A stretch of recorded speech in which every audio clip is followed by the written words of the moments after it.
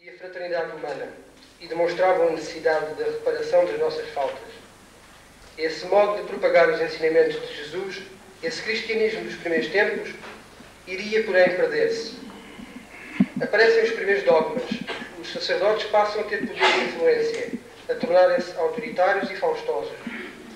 Na correspondência que era mantida com o mundo invisível, os espíritos começaram a fazer-lhes críticas severas. Mas o erro continuou, e uma oposição se formou, a dos chamados heresiarcas, a quem os espíritos passaram a inspirar. Essa doutrina de esperança e de progresso não inspirava aos olhos da Igreja suficiente terror da morte e do pecado. A oposição foi crescendo até se tornar intolerável à Igreja, e então esta, assustada, proibiu a comunicação com os espíritos. Depois foi a continuação da alteração do cristianismo com novos dogmas e doutrinas que melhor se adaptavam aos interesses terrenos da Igreja. A luz extinguiu-se. Por 19 séculos, dos quais 12 de poder absoluto, a Igreja exerceria a sua autoridade. Imperou pela palavra e pelo livro, pelo ferro e pelo fogo. Hoje, as igrejas cristãs não subsistem senão pelo que nelas resta de moral evangélica. Fora, imperam a dúvida, a indiferença, a perturbação do pensamento.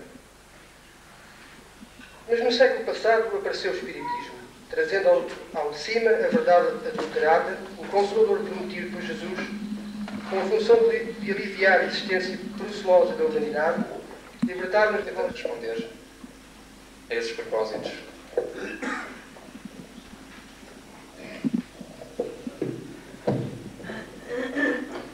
Rui, das licença.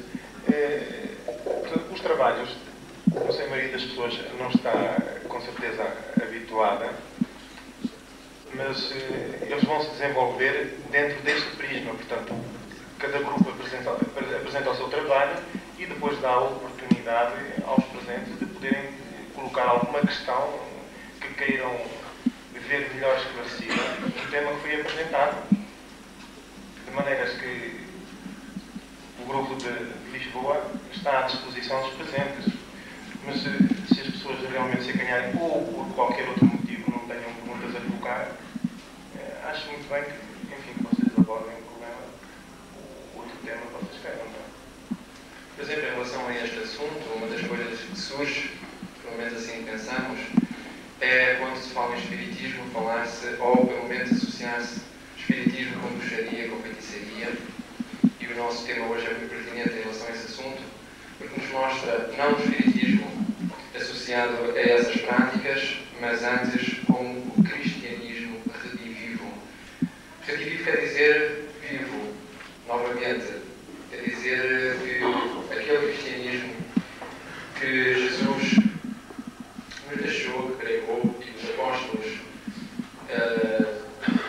transcreveram todas aqueles evangelhos que nós conhecemos, mostra precisamente que o espiritismo de hoje é precisamente o reviver de todos aqueles ensinamentos, para além de ir um pouco mais, dado a evolução que, entretanto, em quase 2000 anos, já o homem efetuou.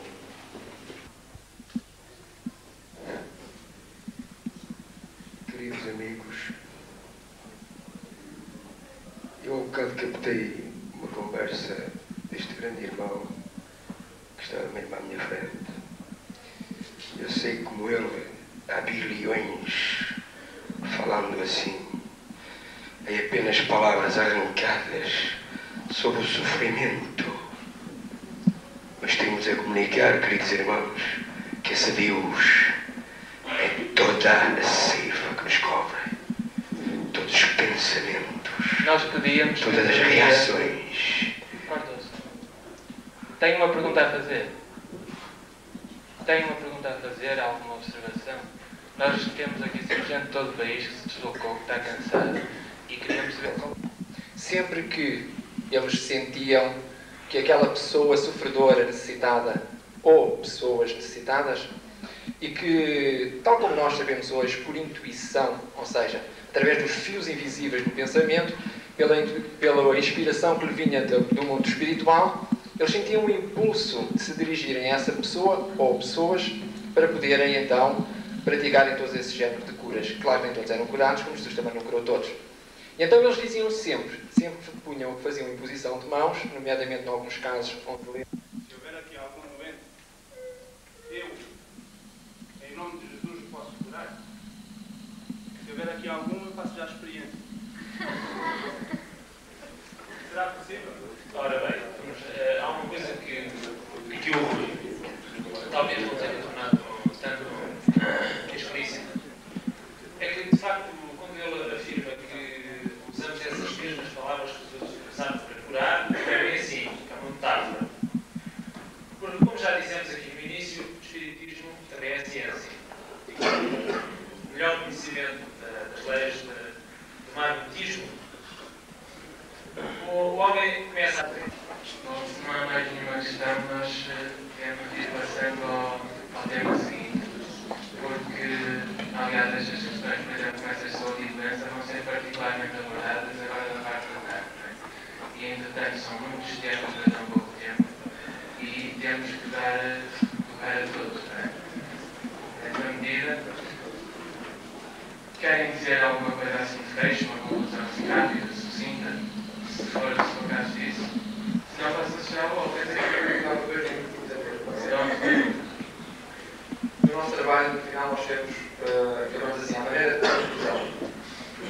O Espiritismo, portanto, veio restaurar o cristianismo, o facto espírita fundamentou a existência de Jesus, repetindo na atualidade as realizações do pretérito, enquanto E da Lusitana de Olhão.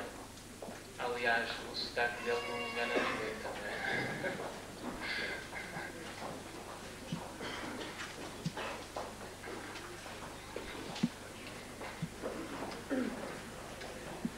Ora, antes de tudo, muito bom dia para todos. E é muito difícil exprimir o que vai na alma nessas circunstâncias, quando tanta gente. Porquê que morremos? Ora, no seu livro Evolução Anímica, Gabriel Delanne é extremamente explícito. E ao estudar esse tema fiquei mesmo empolgado, porque comecei a compreender mais profundamente o porquê da morte física, claro, não é? Preciso salientar bem isto.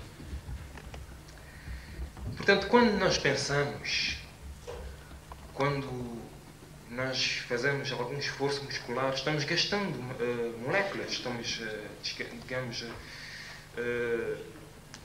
destruindo, queimando. Portanto, quando a nossa sensibilidade e a nossa vontade se manifestam, são os nervos que são atingidos, etc, etc. Podendo-se dizer daí que, portanto, há um movimento, portanto, nunca é a mesma matéria que ocorre. Portanto, há sempre uma renovação constante da matéria em si. Portanto, realizado um acto, a matéria que lhe serviu à produção deixa de existir. Reaparece o acto, é nova matéria que a ele concorre. Isto quer dizer que a usura molecular é sempre proporcional à intensidade das manifestações vitais. E a alteração material será tanto ou mais profunda quanto mais ativa se mostra a vida. Ora, muito bem, mas dizer que só os órgãos se gastam é indicar simplesmente uma fase de evolução. Ora, excluindo os casos de acidentes, de enfermidades que destroem irremediavelmente os tecidos, como é que se dá que o ser, portanto, mantendo constantes, portanto, as condições necessárias à vida, portanto, o oxigênio, o ar, a água, os alimentos, calor, como é que se dá que os órgãos se gastem? Portanto, que na idade viril a juventude esteja na força, que inclusivamente a vida tem mais energia na idade juvenil, que há um desenvolvimento. Ora, ele Gabriel Delanne nos explica isso muito bem. Ele diz que desde que admitamos na célula fecundada uma certa quantidade de força vital, tudo se explica. O que é a vida total de um indivíduo? É o resultado de um trabalho a completar-se. Trabalho esse que é mensurável pelas incessantes reconstituições da matéria desgastada pela função vital, e a força para isso necessário pode considerar-se como uma função contínua, que aumenta, atinge um máximo. Do tema da obsessão. Acho que é extremamente importante, especialmente para nós jovens, porque nos demarca uma linha de conduta da nossa vida, não é? Pelo menos por esta passagem aqui na Terra. Começamos por um caso concreto, o caso Sr. A. E o caso Sr. A era um senhor saudável, era forte, equilibrado, tinha uma vida normal, uma filha, casado, e era profissionalmente sargento músico no Exército, portanto. Ele era muito considerado por pessoas amigas, era considerado também um bom profissional. A partir de determinada altura, começou a ter atitudes estranhas. Teve tentativas de suicídio, mania de perseguição, sentimentos de culpa e com comportamentos muito ridículos que ele próprio se apercebia desses comportamentos. É evidente que fez um tratamento clínico, teve 15 anos, foi muito tempo de tratamento, internamento em diversos hospitais psiquiátricos, eletrochoques, e era considerado irrecuperável. Portanto, os médicos diziam que ele tinha era senil, portanto, e tinha um caso de senilidade precoce, porque realmente aos 45 anos não era um caso de senilidade, e era progressiva, portanto, tendia a aumentar, e era irrecuperável. Portanto, por tudo isto, ele foi considerado aos 46 anos, foi considerado como incapacitado, e a partir daí obteve a reforma. O interessante é que ele escrevia imenso, e ao escrever relatava, portanto, escrevia no auge da sua doença, considerada doença, não é? E uma das palavras que ele dizia são estas: há já aproximadamente uns 10 anos que notava qualquer coisa contrária à minha índole, sem contudo atribuir isso a qualquer doença. Mais tarde, com diversas contrariedades da vida, como fossem questões familiares, compras de casas seriamente encravadas e outras coisas mais, começo a empreender em tudo isso, deixando assim de prestar a devida atenção dentro do meu serviço profissional, sem, contudo, notar em mim qualquer desarranjo mental. Se bem me recordo num dia de juramento de bandeira, dentro da minha unidade, recebendo a banda de música ordens para executar o hino nacional, e estando a tocar bombo, sem qualquer aviso prévio, dou sinal para parar. E porquê? Após, portanto, uma tentativa de suicídio. Tenho então ali a impressão de que aquele subterrâneo, portanto que era um quarto hospitalar, vão soltar diversas feras e, abrindo aquela janela, as deixarão brigar comigo até me devorarem. Quando regressava depois de uma festa. Partimos para casa. Ali já eu tenho grande confusão. Na minha ideia, e é de notar esta frase aqui, na minha ideia, todos os vizinhos, homens e mulheres, querem fazer-me voltar à festa, mas desta vez a pé e descalço, fazendo de mim um verdadeiro palhaço. É de notar que o Sr. A, durante a sua doença, teve sempre uma escrita completamente nítida, onde ele descreve todas as tentativas de suicídio ao mínimo pormenor e muito sem saber exatamente o porquê. Descreve também situações de ridículo, que ele compreende que são situações de ridículo e que não percebe muito bem como é que ele foi capaz de executar. Por exemplo, não deixa de ser humorista, um dia sai de casa em pijama e como ele era, portanto, sargento, vai até um quartel, dirige-se ao porta-de-armas, não sei como é que se chama, o senhor que está lá na frente, e exige a entrada. Claro que o senhor pôs-lhe a arma à frente, que é evidente que não deixava entrar, então o senhor de pijama, mas ele teve o cuidado de sair de casa com o cartão de sargento. Ora, o senhor, quer dizer, não sabia muito bem, sabia de fazer continência, sabia de deixar entrar, quer dizer, foi uma situação assim um bocado confusa. Ele, portanto, e com estas atitudes, mesmo a nível de quartel, então aí é que foi confirmado um estado de loucura. Ora bem, ao fim de tanto tempo de tratamentos, é evidente que a família recorre a tudo possível e imaginário, não é? Porque realmente levava um sofrimento bastante grande. E então, a conselho de uma amiga, a filha do Sr. A levou o pai não, quer dizer, foi a uma médium. É de notar que neste tempo, já se passou há muitos anos, portanto, não havia centros abertos. Como sabem, os centros foram fechados antes de 25 de Abril e, portanto, não havia centros. Foi a uma médium e, felizmente, foi uma médium capaz. E aí o Sr. A foi mais tarde levado e fizeram um tratamento de obsessão. O Sr. A é completamente recuperado com uma vida normal.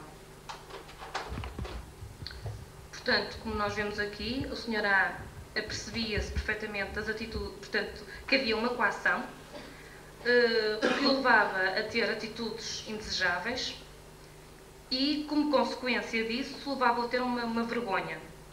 Ele sentia perseguição, sentia vingança, daí sentimentos de culpa e o que levava às diversas tentativas de suicídio, portanto, à autoagressão. Os tratamentos clínicos foram infrutíferos, mas o tratamento espiritual levou a uma cura total. E uma cura total de tal maneira que foi ele que criou uma neta então nascida. Bem, e portanto estamos perante um caso de obsessão. Este é o caso experimental.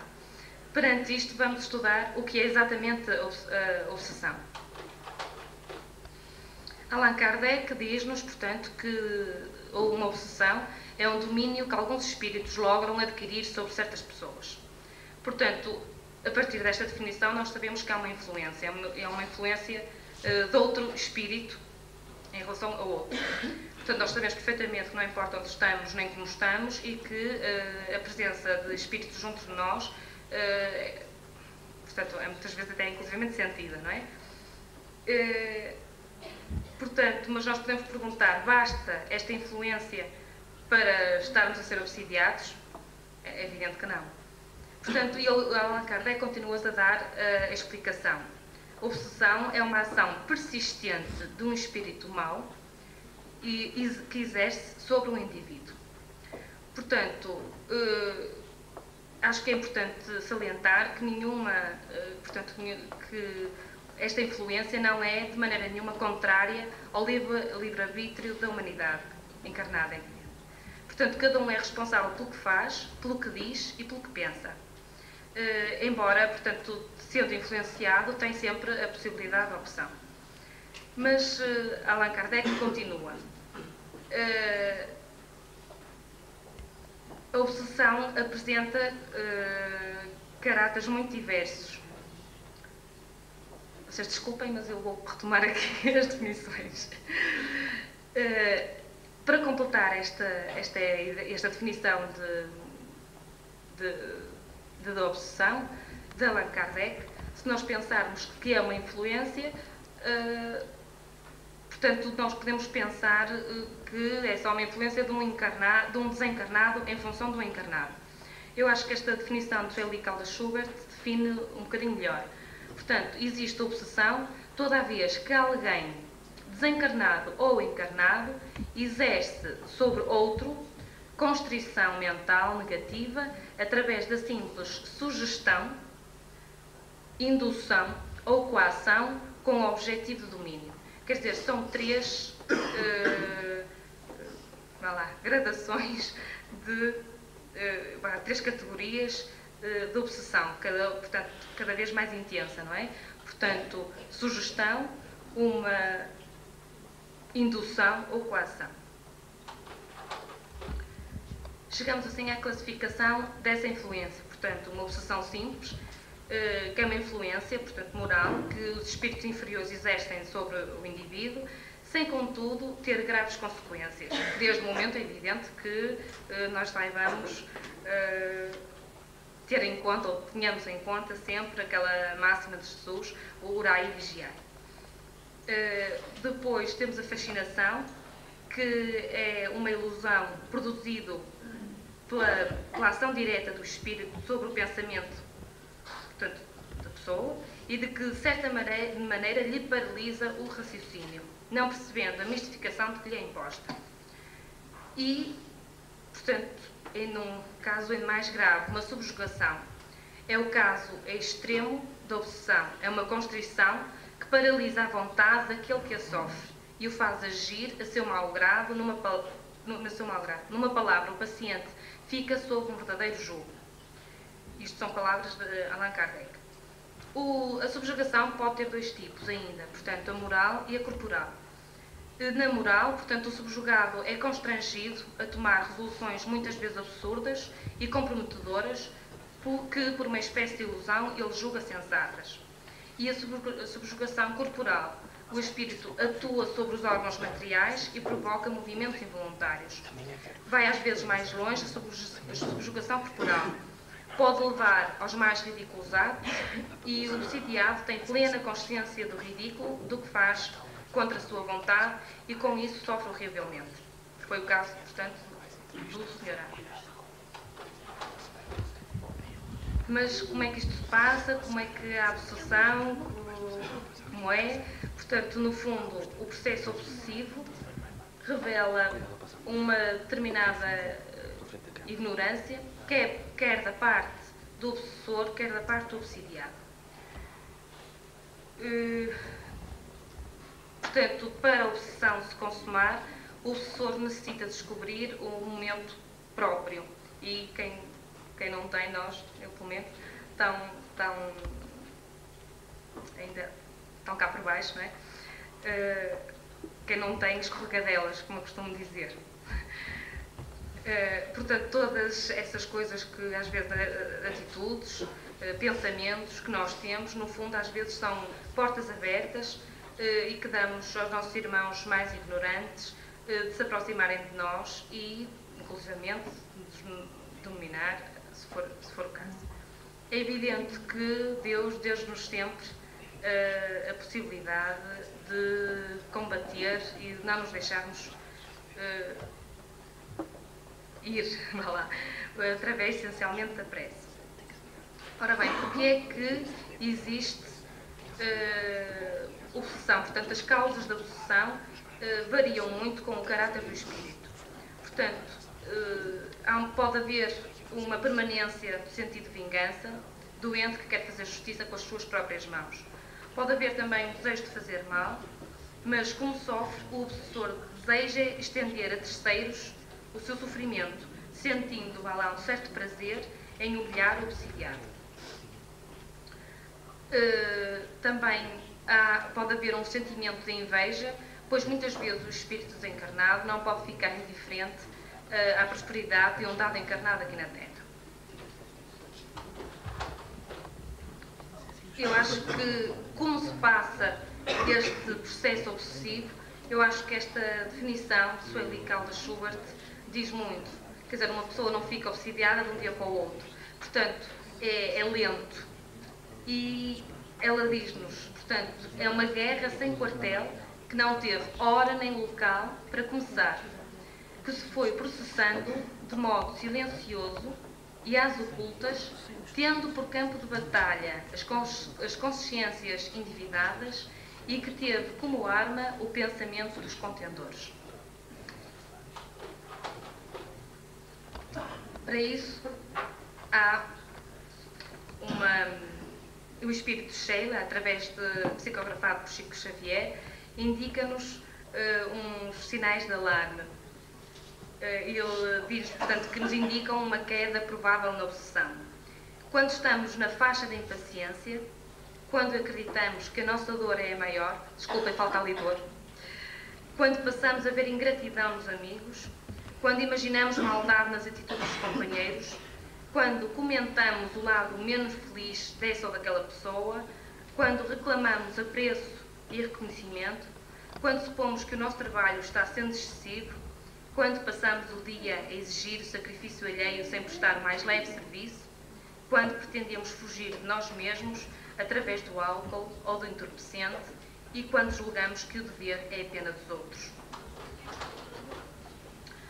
Ora bem, com isto tudo, como disse há bocado, há a ideia que a obsessão só se passa de desencarnado para encarnado. Não é assim, portanto, também pode ser, tem vários sentidos, pode ser de encarnado para encarnado. Todos os dias deparamos com casos destes e um exemplo é, por exemplo, o domínio mental e exercido, por muitas vezes, pelos parentes mais próximos. É o caso do marido que limita a liberdade da esposa, ou vice-versa, não é? Portanto, é os pais que tiranizam os filhos, portanto, julgando que têm direito de governar as vidas deles, impedindo-lhes qualquer tipo de iniciativa. De desencarnado para desencarnado, assim como cá na Terra, também no plano espiritual pode acontecer. Os espíritos são os mesmos e, portanto, estão carregados depois de desencarne, estão carregados de vícios e de paixões. E as suas conquistas e experiências, onde quer que estejam, não é? Portanto, daí eles juntam-se, chegam-se mesmo a fazer equipe e podem mesmo continuar com a obsessão a nível no plano espiritual. De encarnado para desencarnado. Isto pode criar assim uma certa confusão, mas a verdade é que é mais vulgar do que o que se julga.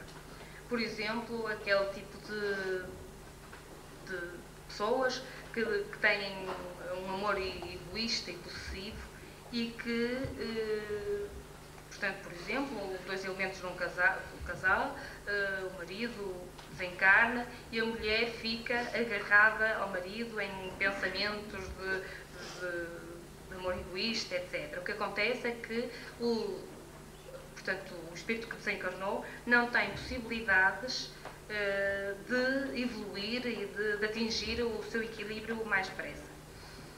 De desencarnado para encarnado. Quase sempre a obsessão de desencarnado para encarnado exprime uma vingança que o espírito exerce sobre o obsidiado, resultando de situações problemáticas de vidas anteriores, situações essas que não foram perdoadas pelo espírito em questão.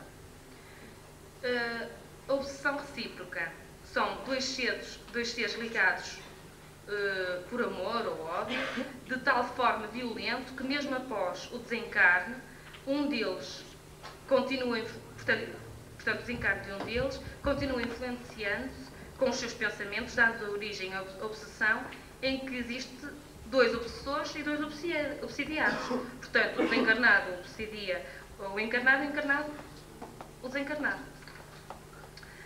E a auto-obsessão. Portanto, quase todos os dias, formos aí às livrarias, vemos bibliografia que nos induz a melhor maneira de agirmos, de vivermos sem preocupações, etc. Que no fundo vão influenciar, portanto, que alertam a influência que a nossa mente tem no nosso equilíbrio físico. Portanto, é por exemplo o caso daquelas pessoas que vivem voltadas para si mesmos, que estão constantemente descontentes, têm, por exemplo, uma casa porque se não têm uma casa porque gostavam de ter uma casa, depois de ter a casa são uma desgraçada porque até têm uma casa. Enfim, portanto, e a partir de determinada altura, portanto, essa angústia, esse constante desequilíbrio, vai entrar em sintonia, portanto, com desencarnados do mesmo, com sentimentos do mesmo teor, e então, aí então é que já há mesmo uma obsessão de desencarnado para encarnado. Para terminar, vou só ler uma mensagem de André Luiz e que nos aconselha: para garantir a saúde e o equilíbrio, prometa a você mesmo colocar-se sobre os desígnios de Deus, cada dia, através da oração, e sustentar a consciência tranquila, preservando-se contra as ideias de culpa. Dar o melhor de si mesmo ao que esteja fazendo. Manter o coração e a mente, atitude e palavra, atos e modos, na inspiração constante do bem. Servir desinteressadamente aos semelhantes quando esteja ao alcance de suas forças. Regozijar-se com a felicidade do próximo. Esquecer conversações e opiniões de caráter negativo que haja lido ou escutado. Acrescentar pelo menos um pouco mais de alegria e de esperança em toda a pessoa com quem estiver em contacto.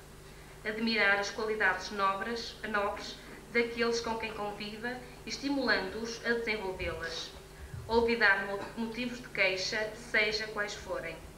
Viver trabalhando e estudando, agindo e construindo no próprio burilamento e na própria corrigenda, de tal modo que não se veja capaz de encontrar as falhas prováveis e os erros possíveis dos outros.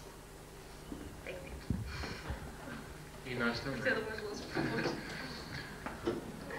Foi o tema a obsessão, ainda temos 15 minutos para debate. É um tema muito interessante e perfeitamente analisável, não é? Alguém quer colocar alguma questão sobre este problema? Se ninguém quiser, tenho uma já. Também tenho. Hã? Oh, tira-me a tela da frente, que eu não estou vendo. Tira-me ou tiro eu?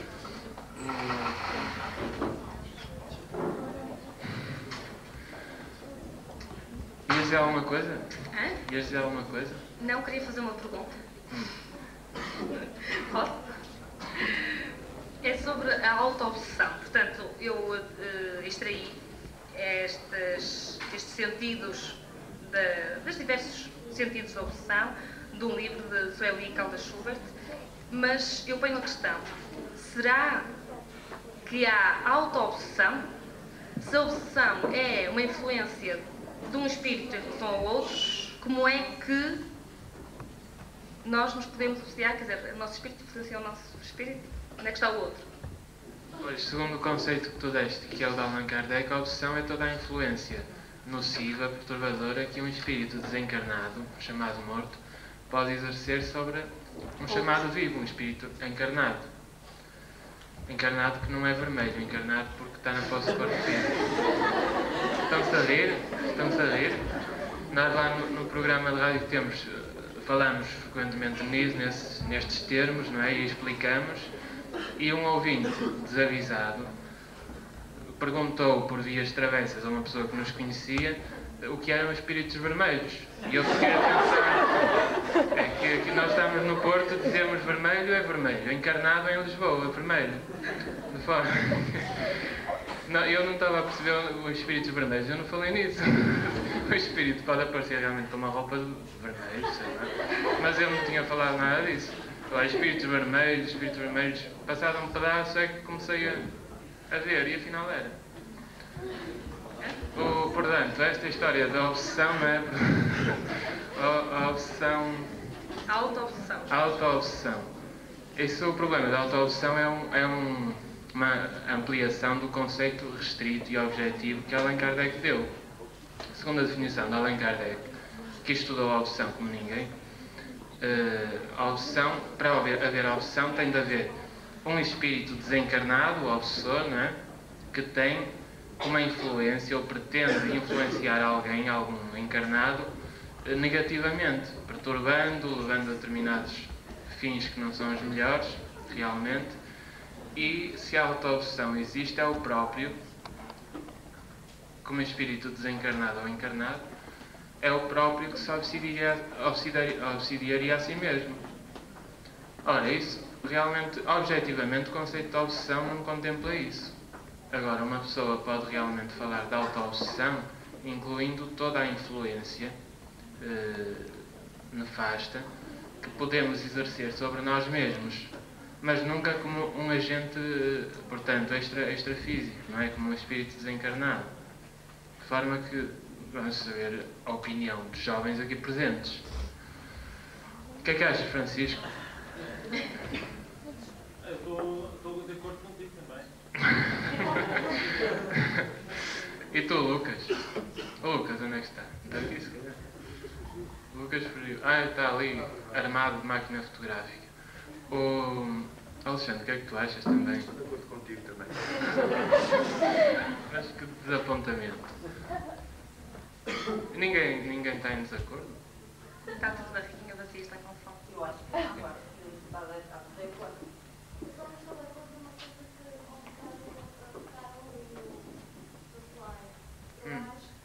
Anda aí a falar, estão a ouvir aí ao fundo? Não, então tens direito de falar, tem paciência. Não é karma, mas é obrigação.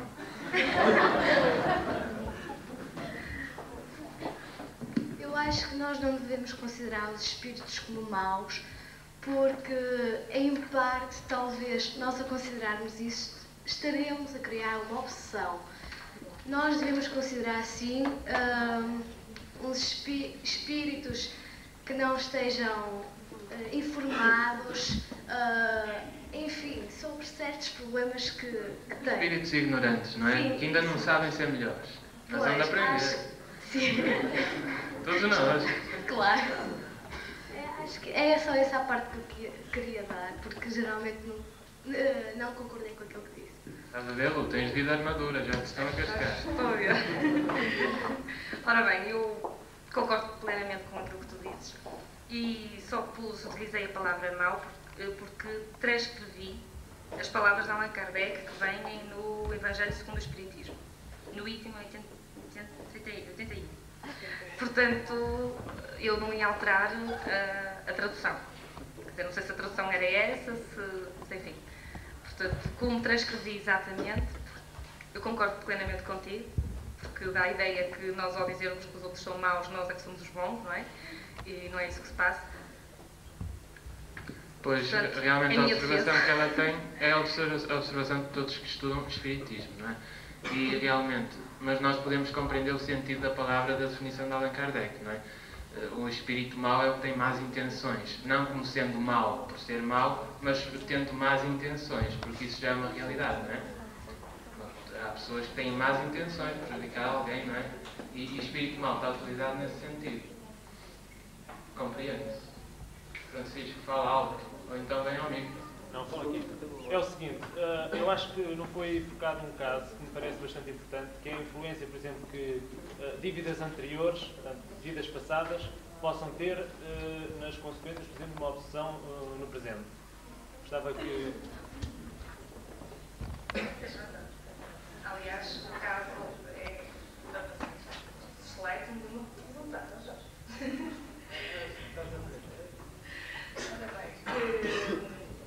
O caso de Minhará foi precisamente um caso deles. Reparem que houve portanto, soube-se, portanto, depois do pós-tratamento, que o caso foi precisamente por dívidas passadas, por casos amorosos, assim do género. É ver uma coisa que também acho que é importante. Eu acho que quando, portanto, há atitudes menos negativas, mais negativas que determinados espíritos tomam, não é? Que nós todos fazemos, e depois, mais tarde, o espírito desencarna e tem vontade de se vingar, porque não perdoa, etc. Portanto, se houver uma doutrinação, é isso que é importante, quer do obsessor. E, portanto, não basta ser o obsessor só doutrinar. Acho que é muito importante a modificação da atitude do obsidiário. Porque de atitude, de comportamento, enfim, de tudo, não é? Porque senão pode sair daquele e entrar noutro. Acho que está um bocadinho nas nossas mãos, não é? respondeste.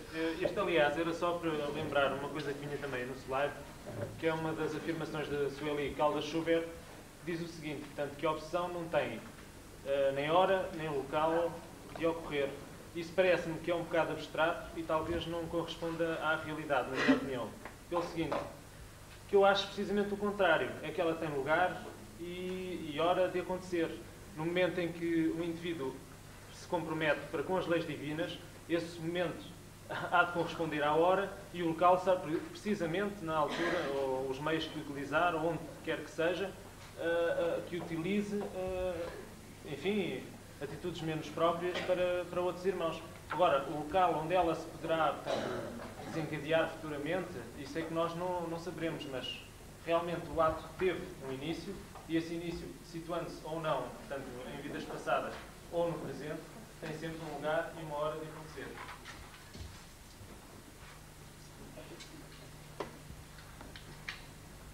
E no caso do Sr. A, ele foi auxiliado por coragem. A pergunta é esta: será que todas as obsessões têm cura? Outra pergunta: qual é a mais fácil cura? A fascinação ou a subjugação? Olha, quanto a todas as obsessões serem curadas, eu acho que depende de muitos fatores. Por exemplo, analisando o caso do Sr. A, ele teve 15 anos em que não lhe foi aberta a porta de cura da sua obsessão. Mas num momento próprio ela apareceu.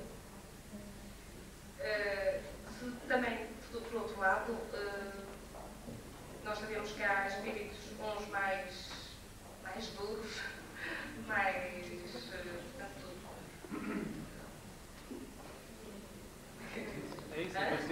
difíceis. Mais difíceis e que pode demorar mais a compreenderem que o facto de estarem em lugar estão justificados pelos mesmos. Mas, se não for... Eu não sei, Jorge. Qual é a tua opinião? Eu acho que vou passar para ali para perto. Concretamente a respeito de quê? Concretamente, todas as obsessões podem ser curadas. Essa outra pergunta. Todas as obsessões serão curadas na medida em que nós estamos num trajeto evolutivo em que teremos dias muito mais felizes, não é? Tão felizes que a gente nem imagina. Seguinte, depende também. É que aí não podemos desaliar o facto, portanto, de uma evolução física com uma perda das células nervosas que não se voltam a reconstituir, desgaste das mesmas, portanto, e o cérebro enfraquecido, que a partir daí muitas dessas obsessões nunca poderão, quando são muito prolongadas e têm efeitos negativos, nunca poderão voltar a devolver o indivíduo às condições anteriores. É preciso ver isso. É que há duas questões fundamentais e é preciso analisá-las de um ponto e do outro, não é? Não estão dissociadas. Eu concordo contigo e neste caso, precisamente, aconteceu que ao fim de 15 anos o Sr. A tinha as células, devido aos tratamentos que teve de eletrochoques, etc., as células da visão foram afetadas e ficou praticamente cego. Portanto, equilibrou-se num determinado aspecto, mas... Aqui também se põe a questão, mas então onde é que está a justiça de Deus para deixar uma obsessão, portanto, sendo uma influenciação de um espírito vingativo, portanto, considerando o caso, não é?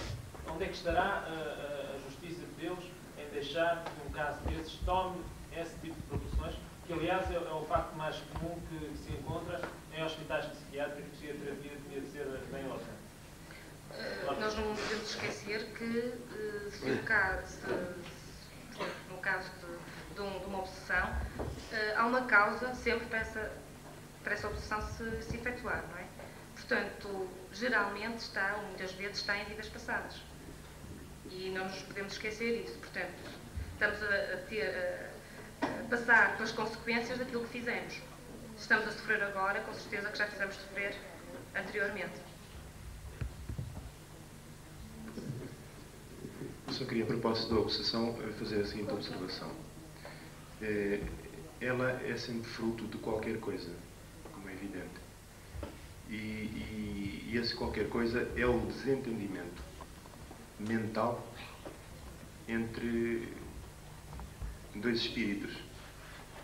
E enquanto eles não se afinizarem ao amor recíproco, ao perdão e à caridade, essa obsessão não será desativada.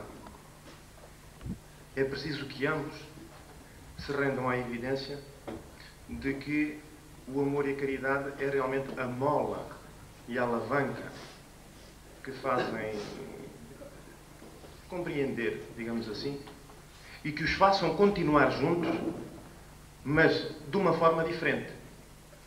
Em vez de se estarem a prejudicar reciprocamente, eles passam a ser beneficiar. E são belas as passagens que às vezes nos livros espíritas nos apercebemos de que dois espíritos que se odiavam, ou pelo menos um que odiava o obsidiado, o obsessor obsidiado, acabam no fim por compreender o erro em que estavam e de lágrimas nos olhos eles caem nos braços uns dos outros. Isto é muito importante, principalmente para nós que ainda aqui continuamos e que somos espíritas, de que temos que nos libertar da fixação mental e que temos no fundo que seguir os ensinamentos de Jesus. Amar o próximo, perdoar. Perdoar só 7 vezes, mestre? Não, 70 vezes 7. Sempre. E só a partir daí, segundo a minha concepção, a desobsessão é desativada. E a evolução está-se dando. E o amor surge. Era esta a opinião que eu queria dar sobre o assunto. Bom, estamos a chegar. Só acho que, desculpa Jorge, acho que não houve resposta à segunda pergunta. O que é mais difícil de tratar, se a fascinação ou se a subjugação? Bem lembrado, às vezes as pessoas esquecem-se de responder, a mesa é desatenta ou está a dormir de olhos abertos e acontecem coisas dessas. Eu tenho a impressão, e isto é uma opinião muito pessoal, que a fascinação muitas vezes é capaz de ser pior de tratar. Porque é um caso, por exemplo, de dizermos a um alcoólico que ele está alcoólico. Ele não aceita que é alcoólico, não é? Nós sabemos que encontramos perfeitamente na rua aqueles diálogos, é comum, olha, tu estás bêbado. E eu bêbado, estou direitinho, e a pessoa vai ali uns zigue-zagues de um lado para o outro. Quer dizer, acho que no fundo a fascinação é um bocadinho difícil de tratar. Se é mais ou menos que a subjugação, sinceramente não sei, mas acho que a fascinação é bastante difícil. Porque a pessoa não acha, portanto, que aquelas atitudes são as melhores, que são as corretas, e não se apercebe que aquilo não é dele, não é? Ou pelo menos. Pois, dentro da classificação espírita, não é, que está no Livro dos Médiuns de Allan Kardec, os graus de gravidade da obsessão e, consequentemente, o seu difícil tratamento estão da obsessão simples para a fascinação e para a subjugação, não é? E, nessa medida, portanto, compreende-se uma questão que é importante também, que é o facto da obsessão surgir como é que um espírito pode influenciar negativamente um espírito encarnado, algum de nós, não é? Na pós-corpo físico. Naturalmente não é por um capricho do destino. A pessoa tem afinidade com ele e acolhe-o, não é? Hospeda-o na sua casa mental, digamos assim, e criam-se afinidades e criam-se dependências recíprocas, não é? Tanto o obsessor para o obsidiado como do obsidiado para o obsessor. Ou então por razões kármicas, não é? Aqueles problemas do passado em que uma pessoa é algoz de alguém, prejudica alguém e naturalmente vai sentindo um remorso, um complexo de culpa inconsciente que em vida posterior pode vir a dar a tal sintonia, mesmo que não haja afinidades de temperamentos, não é? E então, é compreensível que a obsessão deve ser bem vista para todos nós em termos pessoais como uma coisa muito importante, porque ela é uma daquelas coisas gigantescas, começa com uma bola de neve pequenina que vai rolando.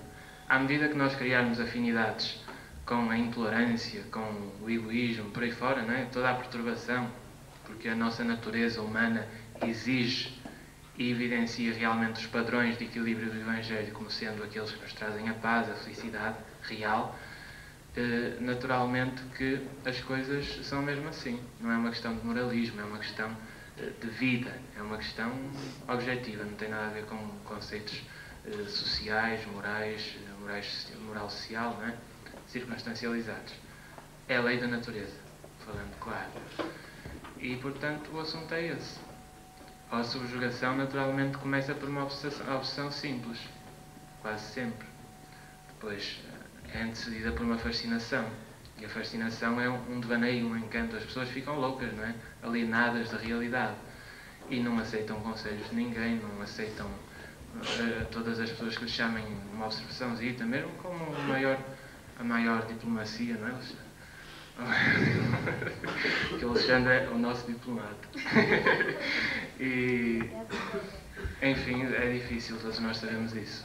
Bom, nós vamos continuar da parte da tarde, não é? Mas antes, basta lembrar que hoje falamos cristianismo e espiritismo, a vida e a morte, a obsessão, respectivamente, pela Comunhão Espírita Cristã de Lisboa, pelo Centro Espírita Luz Eterna de Olhão e pelo Círculo Cultura Espírita de Matosinhos, que a Luz representa. De tarde vamos ter o seguinte: começam as doenças psicossomáticas, às 15 horas, em ponto, vai começar. Aliás, hoje devia ter começado às 10. Então, já foi, vamos passar à frente.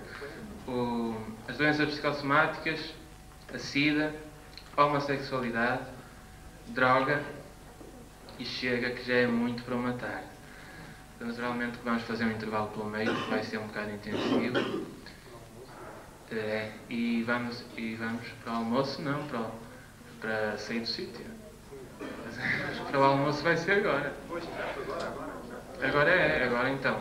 Vamos agora fazer uma prece, que a prece ajuda, não é um ritual, não é uma fórmula, mas é uma coisa muito real, não é? Porque nós sabemos que a telepatia já é um dado oficial da ciência e nós sabemos que pela prece sincera nós mobilizamos as nossas energias espirituais de maneira a nos sentirmos melhor e de qualquer forma, pela paz, pela tranquilidade com que decorreu esta manhã, nós...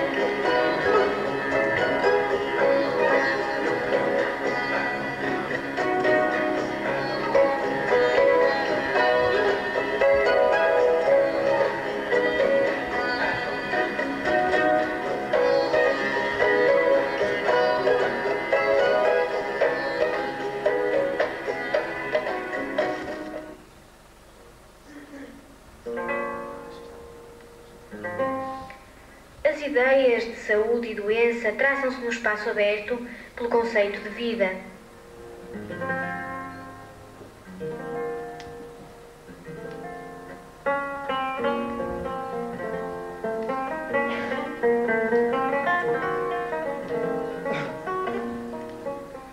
Vida que no gotejar dos milénios padece transformações. Nesse curso, debilidade e decrepitude são apenas transições. Vantagens supervenientes em consequência surgirão. Problemas, por isso, são degraus ao objetivando amadurecimento.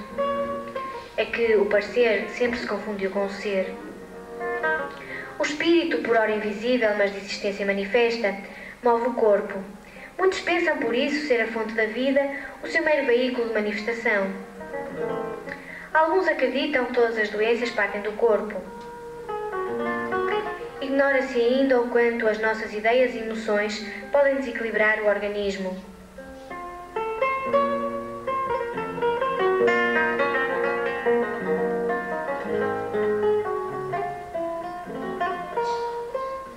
Saúde é assunto de todos. O mais precioso bem, diz-se, ao qual apenas na sua ausência se sabe dar valor devido.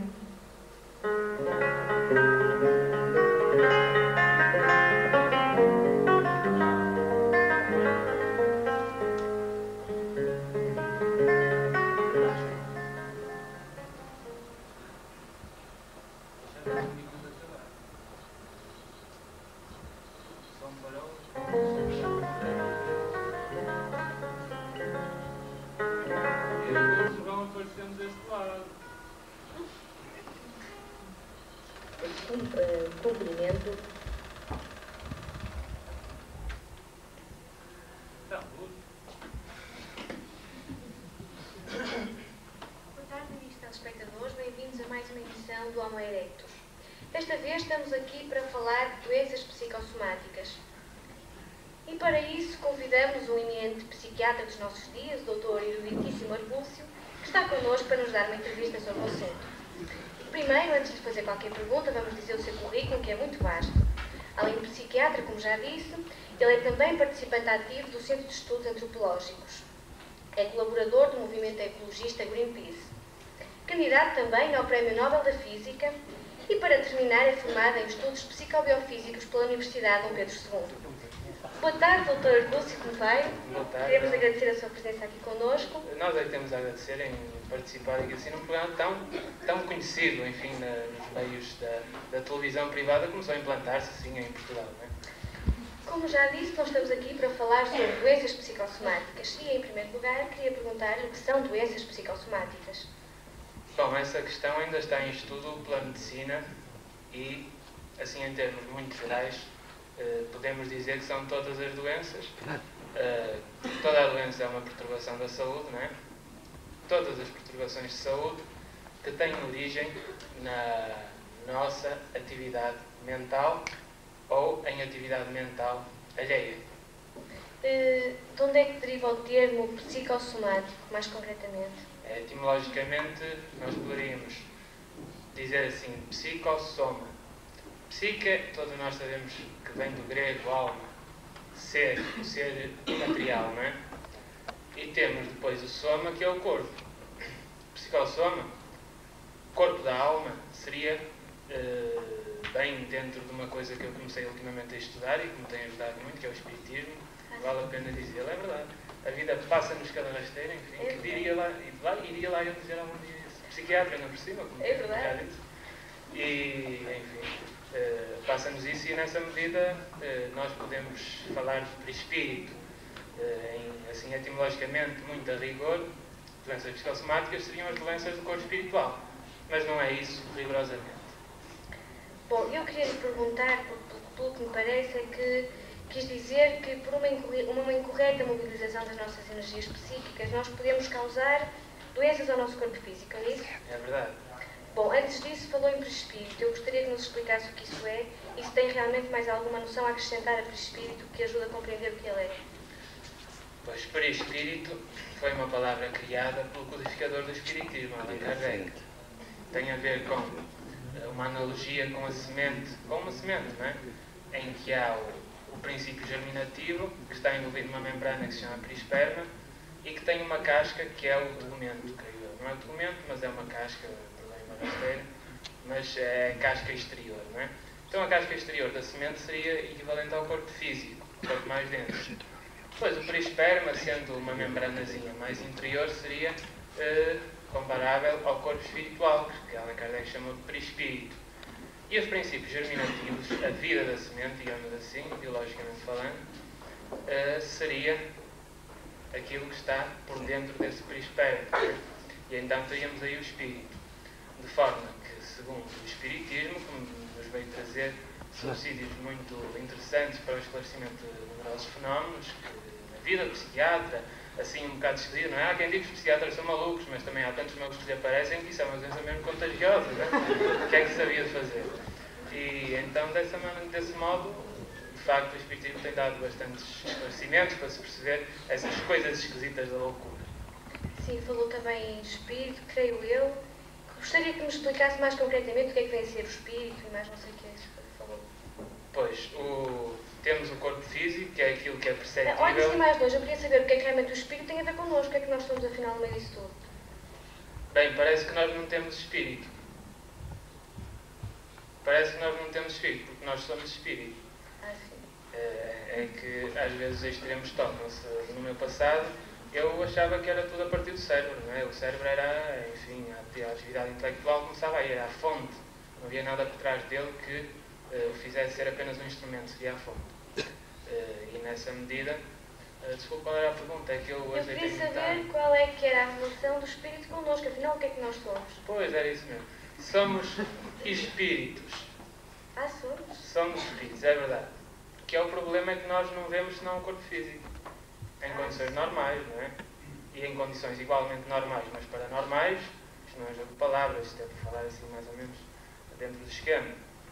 Em condições normais e mediúnicas, ou paranormais, como se diz hoje, é moda, bem, nós podemos de facto ver espíritos, mas revestidos do corpo espiritual ainda.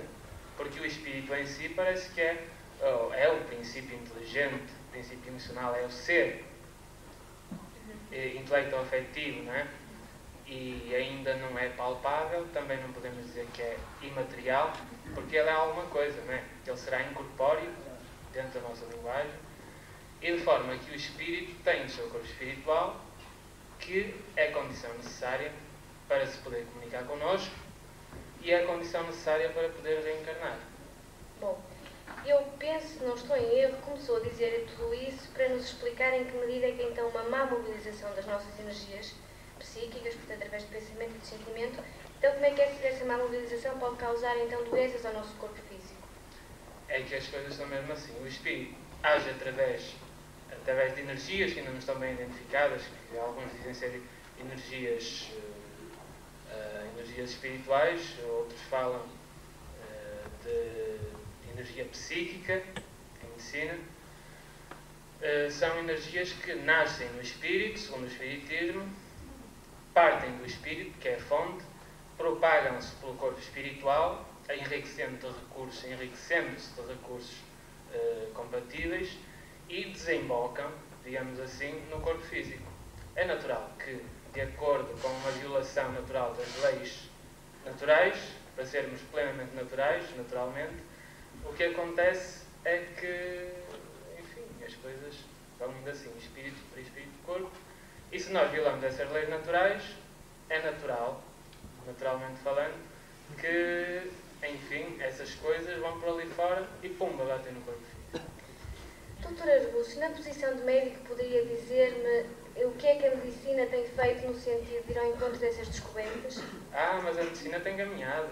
A medicina atual, embora os seus postulados materialistas, e não esqueçamos que a medicina é uma terapia e toda a terapia tem a sua filosofia, que pode ser mais ou menos materialista, mais ou menos espiritualista, a medicina dominante ou dieta é sem dúvida a medicina materialista, apesar dos seus postulados, tem caminhado na direção, surpreendentemente, atualmente, nessa direção do espírito, mesmo sem saber.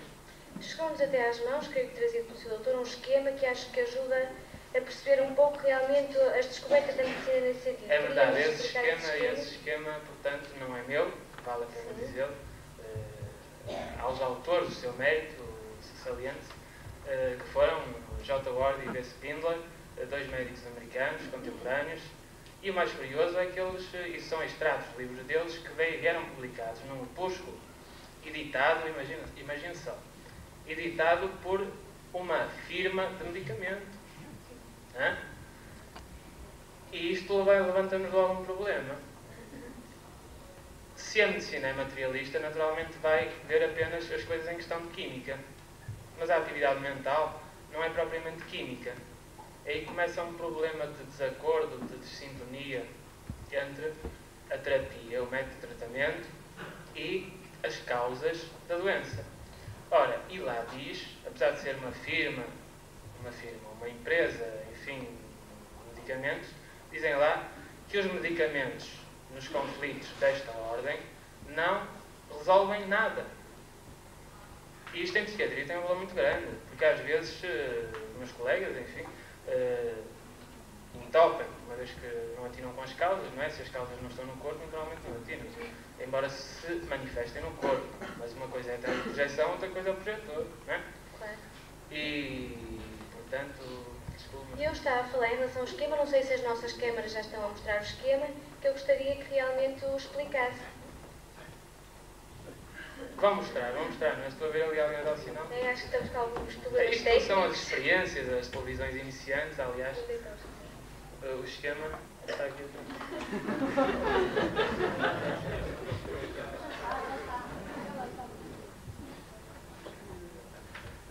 Pegou uma rasteira. Bom, o esquema parece complicado, mas é muito simples.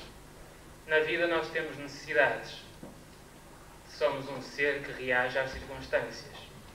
Ora, ao depararmos com circunstâncias, deparamos com necessidades que importa que sejam satisfeitas. Naturalmente, isso é uma tendência.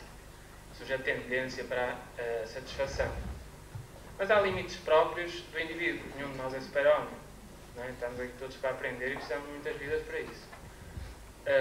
Limites próprios ao indivíduo e também os limites do meio, das circunstâncias exteriores em que o indivíduo vive, não é?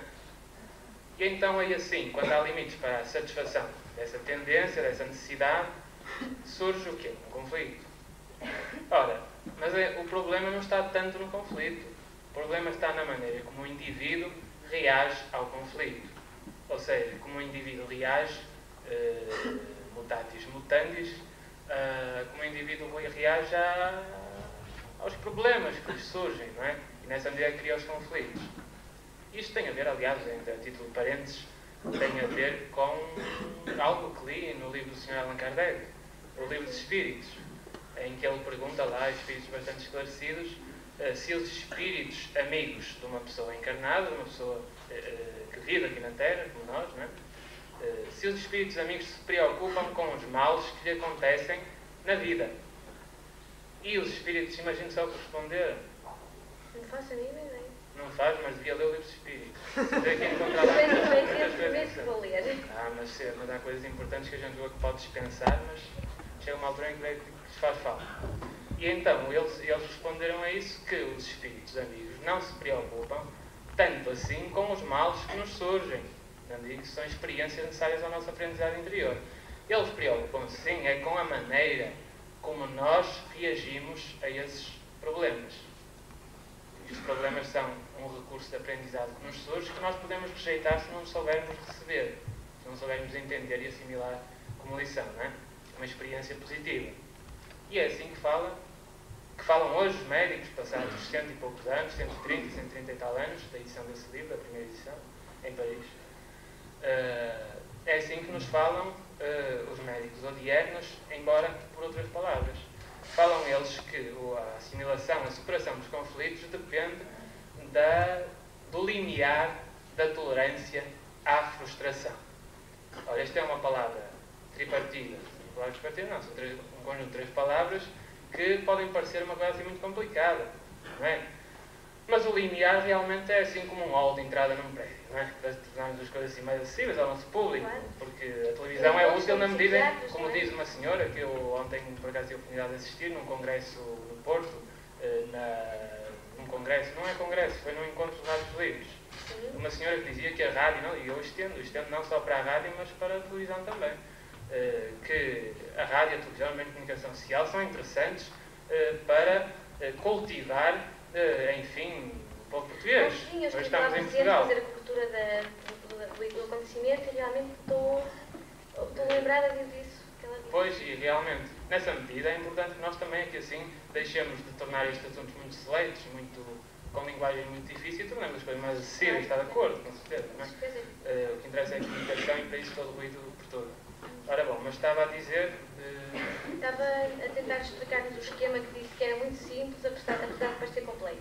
Pois, ora bom, e estamos na necessidade, tendência para a satisfação, e já íamos no limiar. Estava a explicar o limiar de tolerância à frustração, era isso. Então, tolerância toda nós sabemos o que é procurar anunciar as coisas, não é? E depois disso, há a frustração. A frustração é aquilo que resulta de toda a tendência não satisfeita. O limiar de tolerância à frustração é, no fundo, a maneira como o indivíduo encara os problemas, não é? E é isso que diziam os espíritos há 100 e poucos anos e que hoje os médicos ludianos vêm descobrir com novas palavras. Aliás, como aconteceu com a telepatia, com a hoje chamada psicocinésia e telecinésia, que Allan Kardec estudou com os nomes respectivamente de transmissão de pensamento e de mediunidade de efeitos físicos, não é? Ora bom, e então estamos no conflito. Ora, se o conflito nasce no espírito, embora eles não reconheçam isso, funcionam como se reconhecessem, não é? No fundo, cada vez há de ser mais assim. Porque a verdade é uma conquista da humanidade progressiva. Portanto, desculpa, é que eu ontem tive um compromisso tremendo, só me deitei às 5 da manhã. É isso que estava a falar da frustração. No limiar da tolerância à frustração. Não, no conflito. Era no conflito que eu estava a falar. No conflito. Ora bom.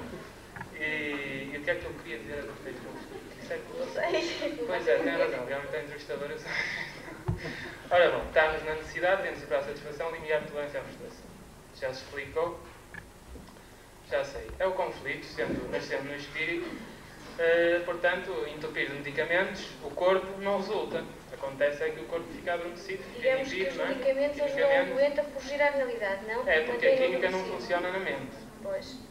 Quer dizer, como devia, funciona porque adormece e tal, inclusive a droga pode projetar uma pessoa fora do corpo.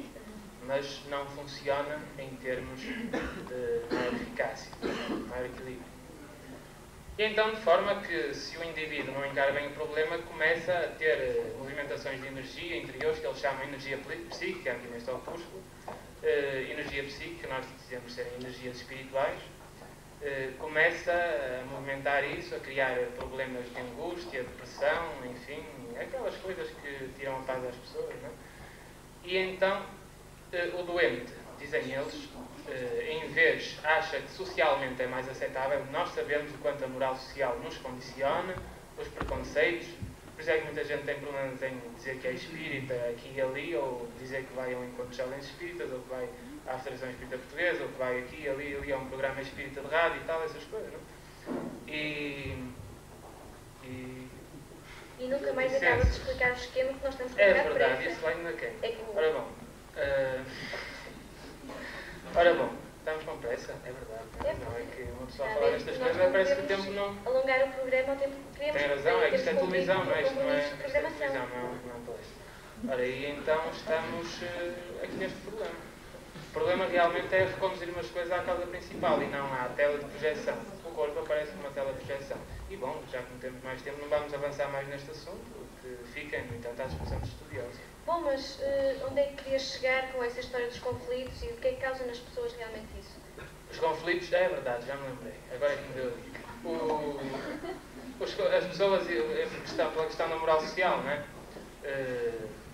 Uma pessoa começa a angustiar-se interiormente e acha que as pessoas recebem melhor uma doença orgânica, inconscientemente pensamos isso, uma doença orgânica do que uma doença psíquica.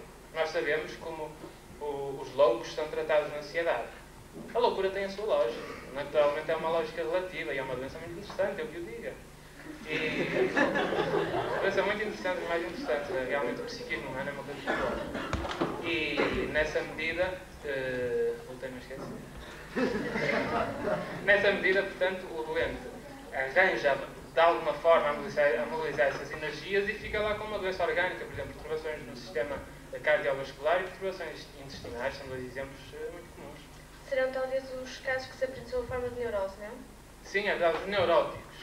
Os neuróticos não são malucos, mas caminham para isso, não é? Se não se tratar. Os neuróticos que somos todos nós. Alguém que diga, por exemplo, pois, nada me corre bem. Está a ser um neurótico. Enfim, são os problemas do recalcamento, da fuga que se faz através da droga, por exemplo. É exatamente isso que eu ia perguntar. Se esses comportamentos neuróticos se apresentam todos da mesma forma ou se são diferenciados uns dos outros, se há... Ora, isso, portanto, temos o caso do recalcamento, não é? O indivíduo vai recalcando a experiência, rejeitando-a, recalcando, de forma que vai mobilizando a energia que ela não fura ao corpo, mas projeta-se no corpo e desequilibra organicamente, não é? Temos também o caso da fuga, que, como já disse, é evitar as situações, achar que elas não existem e, no entanto, continuar a atingir-nos, não superar positivamente a experiência, não é? Será também o caso daqueles comportamentos agressivos? A agressividade, diz muito bem, qual de nós é que às vezes não tem agressividade em casa, mais para aí, como o cameraman faz assim gestos ao convidado, devia ser para si. Bom, mas, enfim, isto é uma televisão experimental, aceitam-se essas coisas. Mas eu estava a dizer alguma coisa. Estava a falar da agressividade? Da agressividade, é verdade, a agressividade é um comportamento tipicamente neurótico. É verdade, daí que eu tenho dito há bocado, todos damos um jeito para o neurotismo, não é?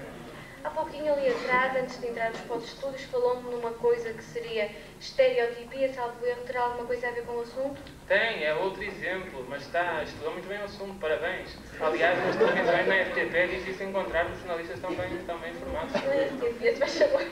Como? Não é RTP. Aqui não é RTP, é o que eu estou a dizer, lá é difícil. Aqui assim numa televisão não encontrar isso é realmente um espanto. Em relação a tudo que já disse, realmente poderíamos concluir... Bom, mas agora a estereotipia, portanto, é assumir determinados comportamentos que nós copiamos dos outros e não são melhores, não é? Sim. Portanto, poderíamos então concluir, dizia eu, que realmente uma má mobilização das nossas energias nos podem causar as chamadas doenças psicossomáticas. Penso que era aí que queria chegar. Sem dúvida, esse é o ponto-chave. Pronto. Agora, em relação a essas doenças psicossomáticas, também se apresentam todas da mesma forma? Têm todas as mesmas causas? Causas? Já percebi. Há o caso da... Esses casos de da ação autónoma, aquilo que já referimos, não é? Que nós podemos chamar a doença psicossomática oriunda de uma causa autónoma. Ora, sem dúvida que este tipo de casos é o caso em que uma atividade mental desequilibrada, a maneira como reagimos às situações, pode mobilizar energias, é uma onda que começa a caminhar, digamos assim, um movimento energético, ondulatório talvez, ou até projecionista, não é? Uma primeira luz, no princípio achava-se que a luz era propagada por ondas, não é? É um movimento ondulatório. Atualmente chegou-se à teoria dos fotões que foi mais aceito, não é? Em termos de factos. Não precisa olhar para o lance, senão eu perturbo nas respostas. Não, mas estava a falar em relação a outra forma em que se apresentem as doenças psicossomáticas. Ação autónoma, espírito para espírito, corpo. O corpo é teleprojeção. A onda chega lá, puma, espraia-se. Isso é essa a única modalidade? Não é, mas isto é uma coisa interessante. Já agora, deixam-se mobilizar.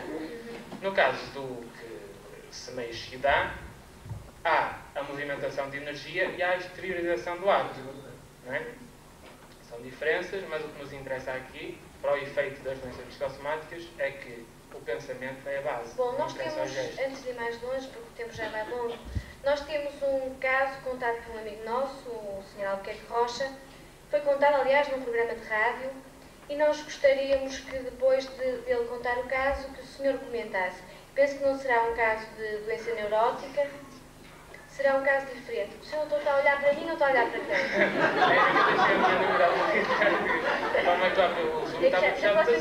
Mas é que assim pode olhar para mim.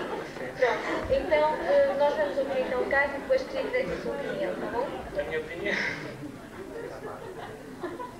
Ora bem, uma vez fomos solicitados, eu e o meu xandro amigo e velho Simões, que já aqui foi educado, fomos chamados para ir a uma residência onde habitava um casal sem filhos, cuja esposa tinha perturbações graves do sistema nervoso e que já andava a tratar-se há muito tempo e não conseguia uma resolução para esse problema. E também andava-se a tratar no Instituto Nacional de Assistência à Tuberculose, uma espécie que se lava, há uns 2 anos, a uma caverna que tinha num pulmão e não recebia também a cura e pensava já o médico que assistia em fazer o corte dos células. A pessoa ainda era jovem, relativamente, tinha 33 anos e não queria ir para uma operação dessa natureza, mas aliado a isso havia, como já referimos, os problemas de ordem nervosa que eram muitos.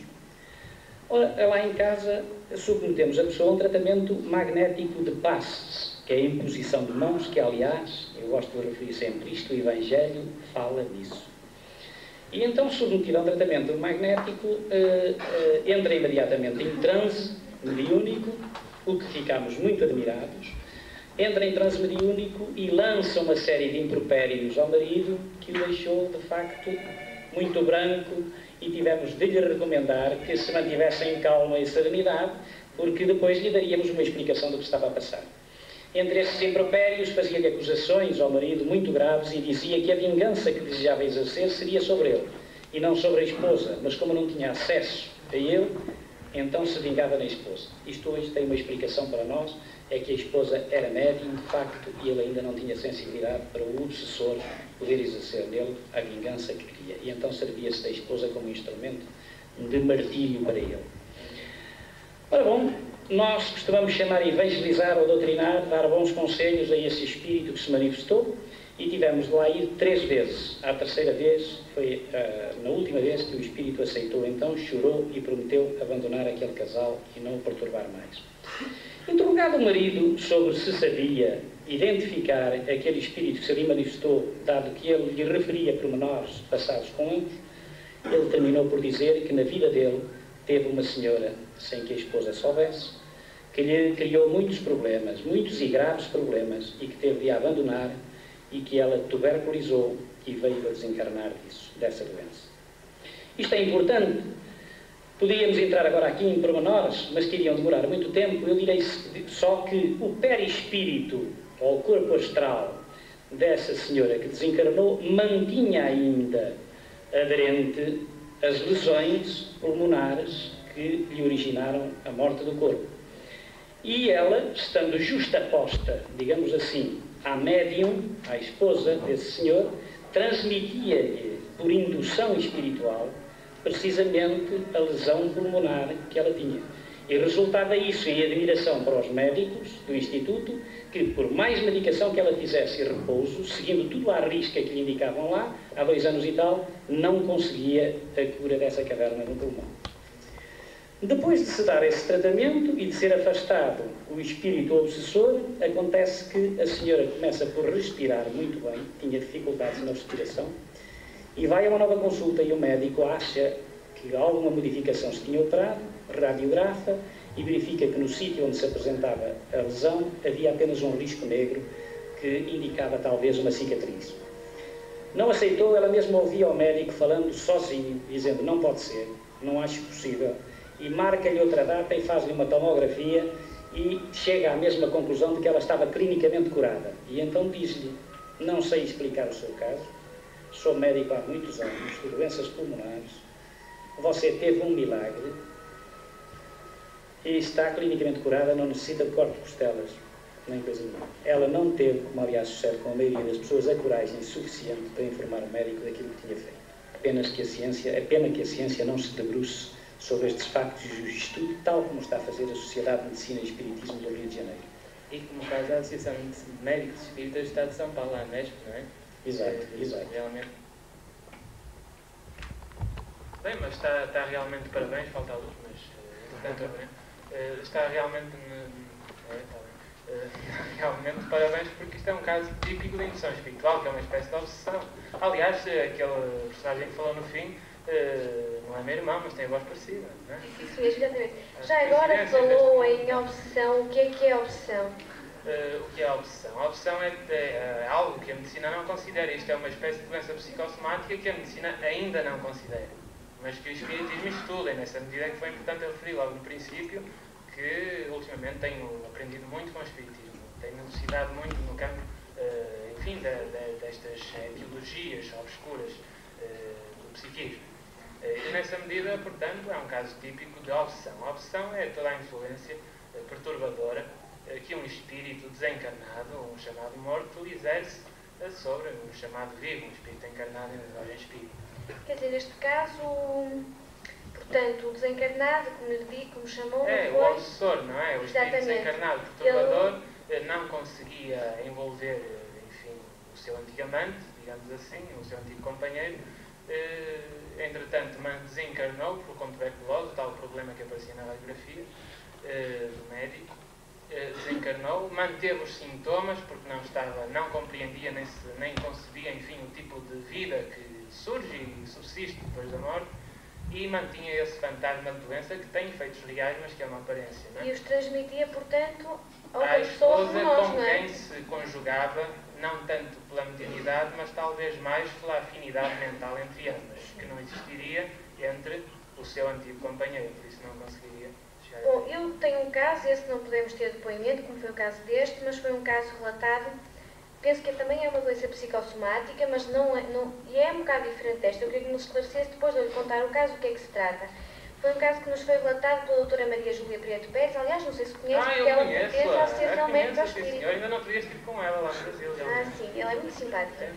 Nós tivemos a oportunidade de contactar com ela e ela relatou-nos um caso muito interessante de uma médica também, que já é médica há 15 anos. Uma médica que estava doente? Sim, que tinha uma dor encefalobraquial, uma dor que atingia o cérebro e o ombro esquerdo. Então, o que acontecia? Ela fez, antes de fazer os tratamentos, eles costumam pedir exames, radiografias e os exames estavam todos negativos, não acusava o mínimo problema na senhora. A doutora Maria Júlia Prieto Pérez, como penso que sabe isso, utiliza a terapia regressiva a vidas passadas. Ela chama terapia das vidas passadas. Isso. Ela utilizou essa terapia com a senhora, uma vez que já tinha verificado todos os exames e nada acusava, e então a senhora regrediu uma vida em que ela se viu num daqueles instrumentos de tortura que penso que havia durante a Inquisição, que ela tinha os braços e as pernas abertas e amarradas. Então, à medida que ela a manivela, ela ia esticando. A primeira sensação que ela teve foi o deslocamento do braço esquerdo. E ela ficou com essa, portanto, depois, posteriormente, foi o direito e as pernas e que acabou por o corpo desmantelar-se todo e ela acabou por morrer. Ainda há quem diga que o mundo não está melhor, não é? Isso foi há 2 ou 3 séculos. Sim, é verdade. Isso, não é? Bom, mas isso não vem ao caso, e a senhora continuou com a regressão e regrediu no momento também do nascimento da médica. Ou melhor, antes do nascimento, quando ela estava a 2 meses de gestação. O que ela viu... atual vida, não é? Sim, penso que sim. A mãe dela estava a colher frutos numa árvore e desequilibrou-se e ficou pendurada pelo braço. Então começou a chamar pelo marido e disse: tire-me daqui que isto é uma tortura. E então a senhora, portanto, na altura que estava ainda em 2 meses de gestação, captou aquilo, não é? Então, tortura e pendurada pelo braço também, associou as duas imagens. Sim, associou as duas coisas. Ainda outro acontecimento que a doutora Maria Júlia Prieto Pérez também acha pertinente é o facto de ela nascer também ter sido um parto muito difícil e realmente o primeiro ombro seu foi o ombro esquerdo, ela teve muitas dificuldades e a mãe também disse que aquilo estava a ser uma tortura. Portanto, ela associou aquilo tudo, não é? Ela, posteriormente, aos 4 anos, pensou deu uma queda e deslocou o ombro, mas não foi o esquerdo, foi o direito. Realmente, agora, por esta altura, não é? Estava a manifestar-se com esse problema no ombro esquerdo. Já andava a ser tratada há uns 15 anos, antes de procurar a doutora Maria Júlia Prieto Pérez, só que não tinha solução para o caso.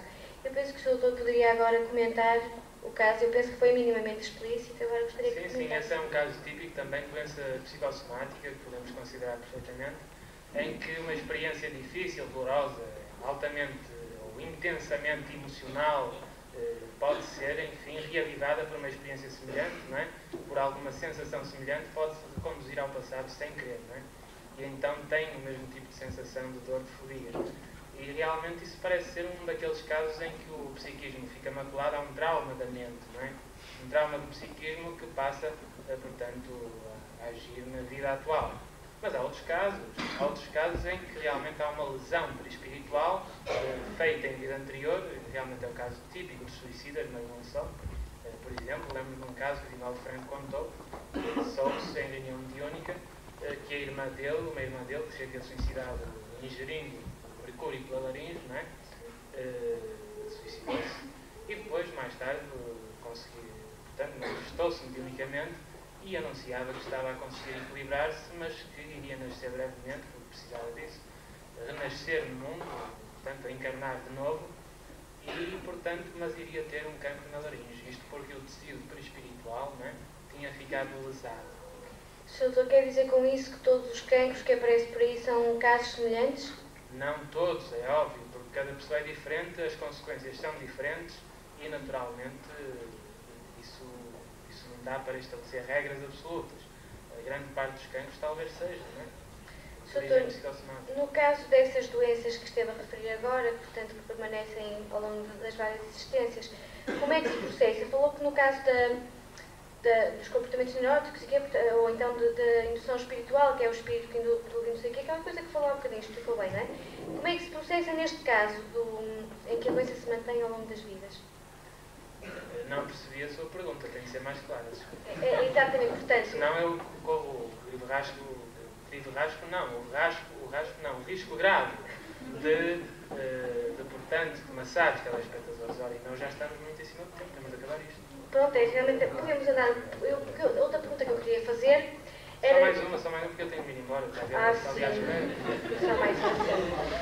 uma. Então penso que podemos avançar um pouco isto e perguntar nesses casos todos, portanto, de obsessão, falou em casos de obsessão ou indução espiritual, não é? Falou em casos dos comportamentos neuróticos e falou também agora nestes em que eles não se mantêm no espírito e, portanto, se manifestam noutras vidas. Que tipo de terapias é que se pode utilizar nestes casos? Ora, as terapias são diversas. Falando de uma terapia espírita, é claro que nós, em espiritismo, aconselha-se que realmente se vá primeiro ao médico. Porque o médico é realmente o técnico da saúde e deve ser, em primeiro lugar, a pessoa que o doente deve procurar. Eu não digo isto por ser psiquiatra e precisar de viver. Digo isto porque é uma questão de lógica, não é? Em todo o caso, a terapia espírita, uma vez que considera causas que a medicina ainda não considera, pode ajudar muito através do passe de bioenergia, não é? O passe magnético, assim chamado, através da água fluidificada, enfim, através, sobretudo, da perspectiva espírita da existência, não é? O Sr. Doutor já me estão ali a fazer sinal que temos de terminar o programa e a menos que queira dizer mais alguma coisa. Não, teremos realmente de acabar porque não quero abusar do espaço televisivo que tiveram a gentileza de me oferecer e muito mais dos nossos telespectadores, enfim. Nós queremos agradecer a sua presença aqui connosco e, amigos telespectadores, até à próxima emissão de mais um Homo Erectus. Os filhos ou netos de fumantes e futurados são os mesmos espíritos afins que já fumavam em companhia deles mesmos, antes do retorno à reencarnação. Pode-se assim entender que muitas crianças ligadas espiritualmente aos hábitos de pais e avós apresentem desde muito cedo tendências alarmantes para o fumo, requerendo o trabalho amoroso de reeducação. E consequências e perigos do tabaco. Para o Dr. Barufi, o fumo do tabaco representa a pior catástrofe para o organismo, tendo como consequências doenças a nível de... Vem intitulado Saída Invisível do Abismo. Esse abismo é considerado como a Terra como sinal, como local de resgate. Não sou muito apologista porque talvez todos nós não consideremos que a saída da Terra seja o final do abismo do sofrimento. Mas SIDA é uma sigla e o significado é Síndrome de Imunodeficiência Adquirida.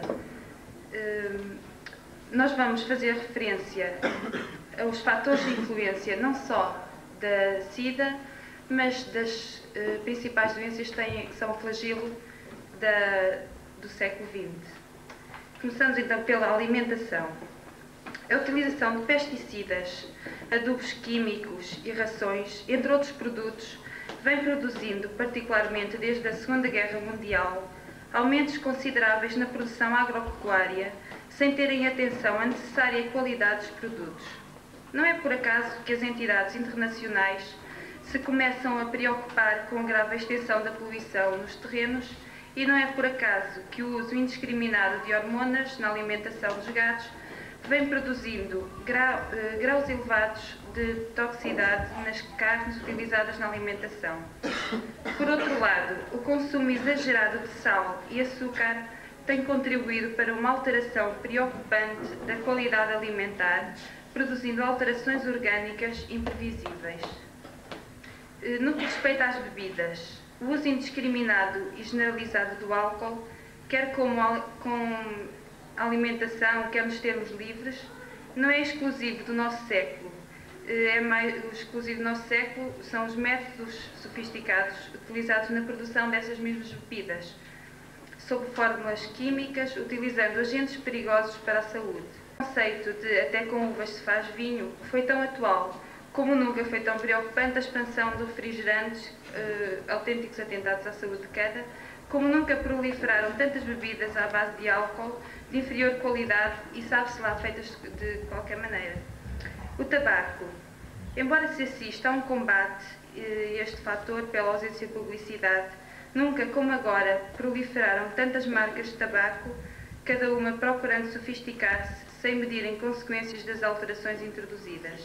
Má desde sempre a sua utilização, todavia a manufatura com materiais de maior teor de alcatrão vem agravando as consequências da sua utilização.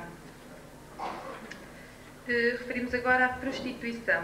É um outro fator social de importância transcendente, entendido nos seus dois géneros, masculino e feminino.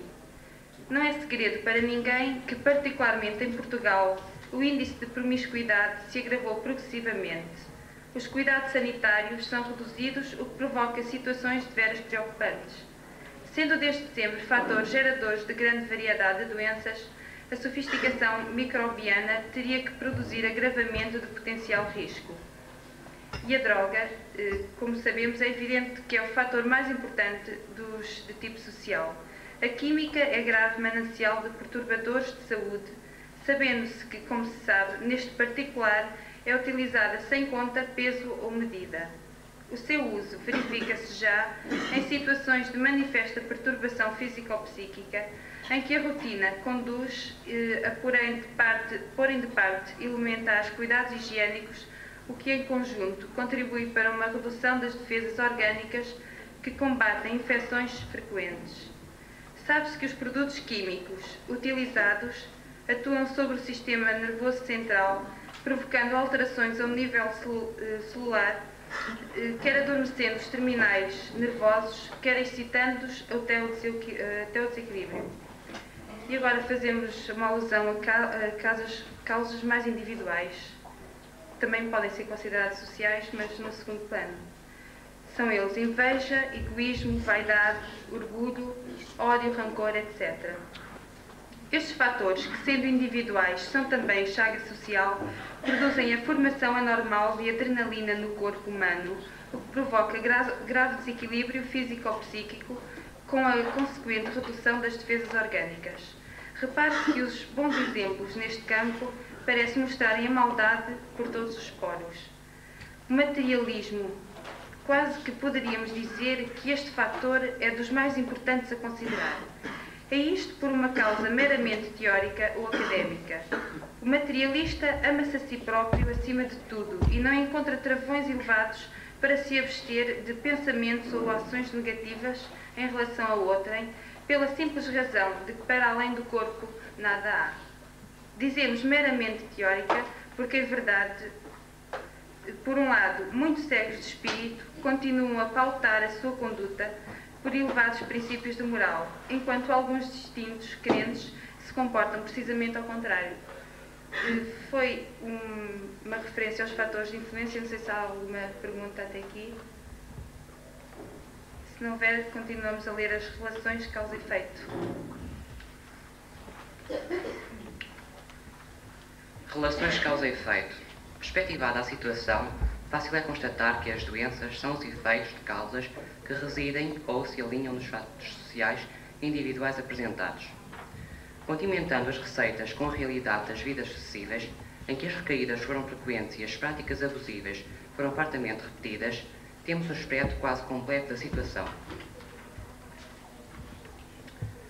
Sabemos que as doenças podem ser de dois tipos: adquiridas por culpa própria, em decorrência de abusos e exageros, ou por acidente ou de nascença. Na primeira situação, o perispírito grava a doença ao longo da sua aquisição, levando-a para a vida extrafísica e condicionando, o mais das vezes, o sofrimento além-túmulo. Grosso modo, podemos dizer que o perispírito parte com a matriz da doença que o espírito fez por contrair. Estão, neste caso, as doenças físicas, mas também as doenças psíquicas originadas nos maus sentimentos. No segundo e terceiro casos, o perispírito vem com a doença gravada anteriormente, em estado de incubação manifesta. A doença estará incubada quando surge acidentalmente ao longo da vida carnal. Será manifesta quando está ativada desde o nascimento naquilo que a medicina chama de processo hereditário congénito. Sabendo como sabemos que a vida é uma sucessão contínua de encarnações e encarnações, todo o perispírito doente, em decorrência de culpa própria, retorna ao corpo físico transportando as gravações produzidas. Então há fatores variados que condicionam o tempo de absorção da doença, daí o poder manifestar-se de nascença ou ao longo da vida carnal, no momento apropriado para o começo do resgate. Daí que a doença adquirida por culpa própria possa ter o seu epílogo na vida subsequente. A doença contraída sem culpa própria terá um caso de absorção das mazelas perispirituais transportadas no processo reencarnatório. Neste caso, o perispírito libertar-se-á das mazelas anteriores que ficarão, então, no corpo putrefacto. Valerá a pena analisarmos o caso SIDA. B. SIDA.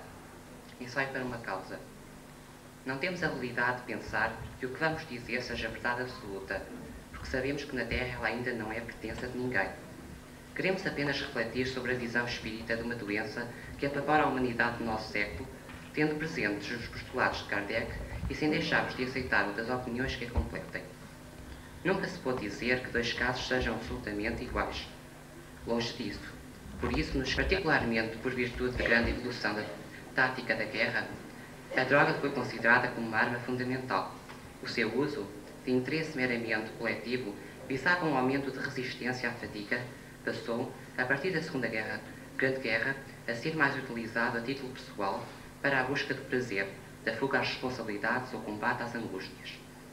Com o advento do materialismo, previamente preparado com a deturpação abusiva dos conceitos de espiritualidade por parte dos responsáveis religiosos, os fatores individuais, que se ressaltam o ódio, o egoísmo, a inveja e o orgulho, tomam conta dos sentimentos das pessoas, produzindo um envenenamento geral do perispírito daqueles que assim se comportavam.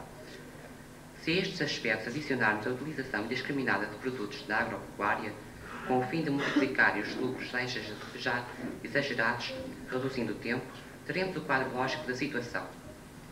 Desta forma, poderemos dizer que a SIDA é o desembrocar natural das situações espirituais criadas.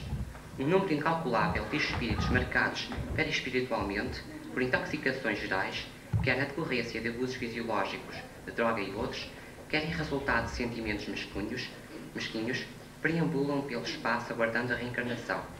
Uma vez na Terra, os perispíritos marcados por intoxicações tão gerais têm forçosamente que transmitir aos novos corpos alterações em conformidade, ou, aproveitando condições sanitárias propícias ao reajuste, criar as condições psíquicas para uma desagregação dos elementos de defesa do corpo físico. Não admira, pois, que estejamos perante o reflexo do desvario coletivo que atingiu o homem no século XX. E, porque os tempos estão chegados, talvez que o fogo que consta na profecia não seja senão o cadinho de sofrimento coletivo que o medo e a doença provocam por toda a parte. Estaremos, de facto, perante a saída invisível do abismo da inequidade. Conclusões. De tudo quanto disse, podemos concluir. 1. O mundo atravessa uma fase difícil e decisiva na evolução em que se tem dado primazia à matéria em detrimento do espírito. 2. As chamadas doenças do século XX são as consequências lógicas de um desvario materialista que atinge mesmo a superestrutura religiosa e usada de postulados dogmáticos. 3. O homem não atingiu, minimamente, o conhecimento que baseia a adopção de medidas racionais tendentes a uma mudança de comportamento tão urgente quanto necessária. 4.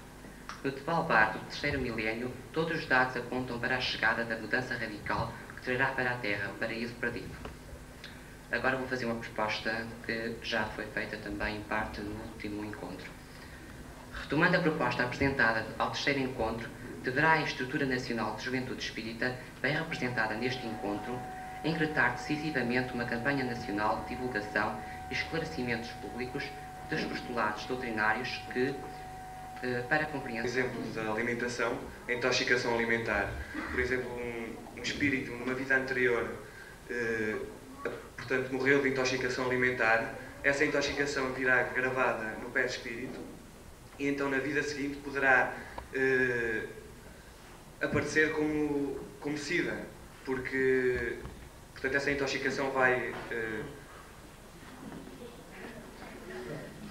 essa intoxicação vai se manifestar, portanto, em todo o organismo, através de uma imunodeficiência, portanto, e então poderá vir com a SIDA.